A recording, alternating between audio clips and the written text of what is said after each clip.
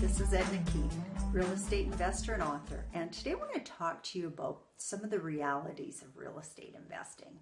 You know, knowledge is awesome. You can spend all your time collecting a lot of knowledge, but if you don't put it into action, you're never going to get anywhere.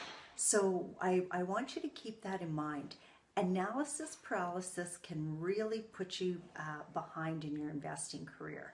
I've seen people who've taken education courses for months and sometimes years on end before they ever make a decision. And you know, I've heard in the past that it said, no decision is worse than a bad decision. At least a bad decision will give you a learning opportunity and you get a chance to move forward based on maybe what you did wrong. It teaches you. I mean, we've made several bad decisions. It's all in how you look at it. I don't look at them as bad decisions. I look at them as learning experiences. Sometimes those learning experiences are costly, but you know what? Some of our education programs are costly too.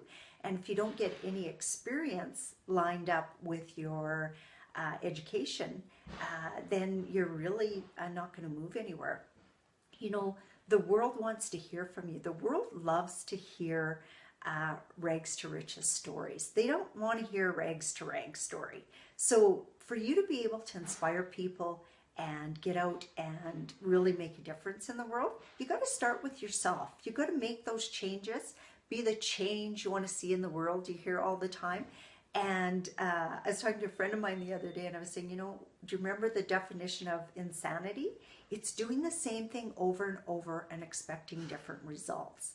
So I'd like to challenge you to take the knowledge that you have and do something with it. Share it with somebody and let them know, let your people know, your friends, your family, your coworkers, that you're becoming a real estate investor, or you are a real estate investor in training.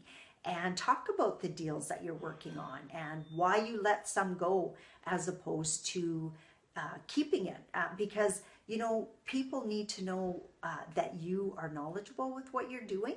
And sometimes by going through, you might go three or four or 5 or 10 or 20 deals before you actually buy one. Well, if you only talk about the one property that you bought and don't talk about the properties that you didn't buy and why you didn't buy them, well, people will think, well, that's the only property they have any experience on.